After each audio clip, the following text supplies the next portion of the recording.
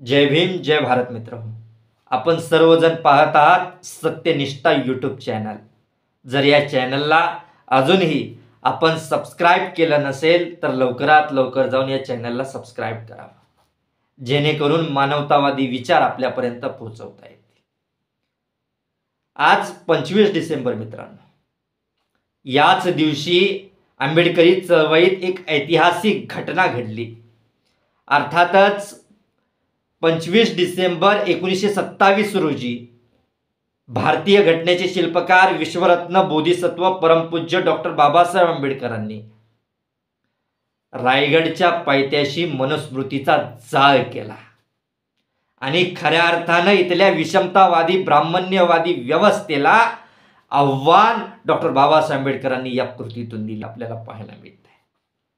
अर्थातच डॉक्टर बाबासाहेब आंबेडकर हे प्रचंड पुस्तक प्रेमी होते, परंतु त्यांना या मनुस्मृतीचं दहनच का करावं वाटलं?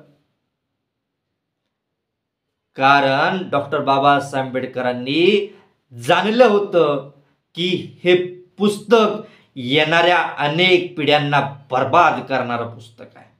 आजपर्यंत आमच्या पिढ्या बर्बाद झाल्याच, परंतु या पुढच्या पिढ्या या बर्बाद होऊ नयेत म्हणून डॉक्टर बाबासाहेब आंबेडकरांनी हे विषमतावादी ब्राह्मण्यवादी पुस्तक जाळून त्या मनुस्मृतीचा जाहीर निषेध व्यक्त केला. अर्थातच इथल्या शूद्रांना, इथल्या स्त्री जातीला पशु समान वागणूक या ग्रंथाच्या माध्यमातून मिळाली. त्यांचे हक्क आणि अधिकार नाकारण्यात आले आणि म्हणूनच डॉक्टर बाबासाहेब आंबेडकरांनी 1950ला या मनुस्मृतीला पर्याय म्हणून भारतीय संविधान या देशाला बहाल केलं. ज्या संविधानानं आम्हाला हक्क आणि अधिकार बहाल केले आणि आपल्याला माणसात आणण्याचं काम केलं. खऱ्या अर्थानं मित्र हो, जोपर्यंत तुमच्या हातात इथली व्यवस्था येत नाही तोपर्यंत तुम्ही परिवर्तन घडवू शकत नाही.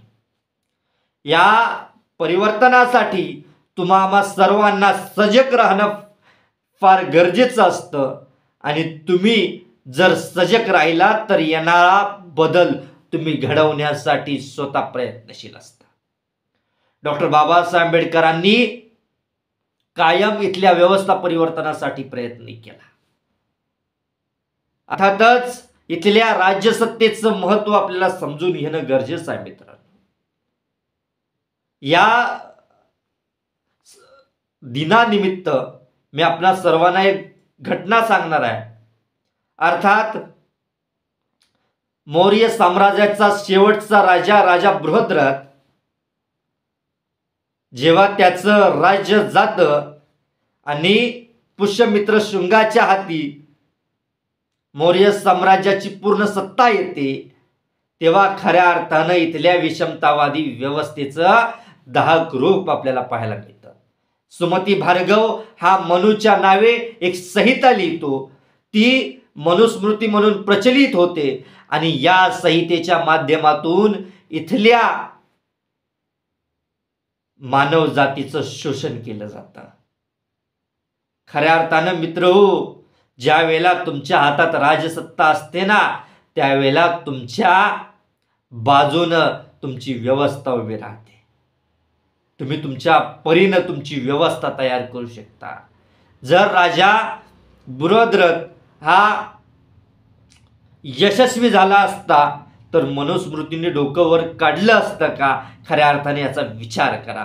जेव्हा पुष्यमित्र शुंगाची सत्ता येते आणि त्यावेळेला मनुस्मृती डोकं वर काढते. अर्थातच आता आपल्याला राज्यसत्तेचं महत्व समजून घेता आलं पाहिजे. म्हणून तुम्हा सर्वांना जर संविधान टिकवायचं असेल, मानवतेचा जाहीरनामा आपल्याला जर हा जतन करायचा असेल तर खऱ्या अर्थानं राज्यसत्तेचं महत्व समजून आपण रुलिंग क्लास होण्याच्या दृष्टिकोनातून आता वाटचाल केली पाहिजे. डॉक्टर बाबासाहेब आंबेडकर आपल्याला म्हणतात, लावा आणि तुमच्या घराच्या भिंतीवर लिहा, आम्ही या देशाची शासनकर्ती जमात आहोत. मित्र हो, डॉक्टर बाबासाहेब आंबेडकरांनी जे वाक्य सांगितलेले आहे त्याचं गांभीर्य आपल्याला समजून घेता आलं पाहिजे. डॉक्टर बाबासाहेब आंबेडकर म्हणतात की तुमच्या दुःखमुक्तीचं महत्वाचं कारण आहे राजकारण. राजकारण तुमच्या दुःखाला मुक्तता करणारं हे माध्यम आहे. या माध्यमाच्या माध्यमातून तुम्हाला वाटचाल करावी लागणार आहे आणि त्यासाठी आज आपण प्रयत्नशील असलं पाहिजे.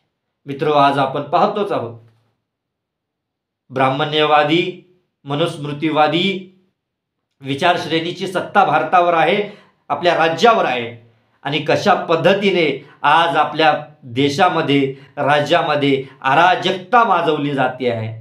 ही जर अराजकता आपल्याला जर मोडीत काढायची असेल तर येणाऱ्या काळात आपण शासनकर्ती जमात बनण्याच्या दृष्टिकोनातून आपण वाटचाल केली पाहिजे.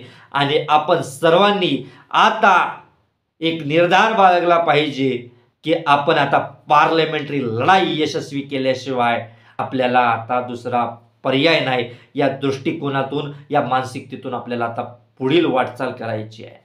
धन्यवाद.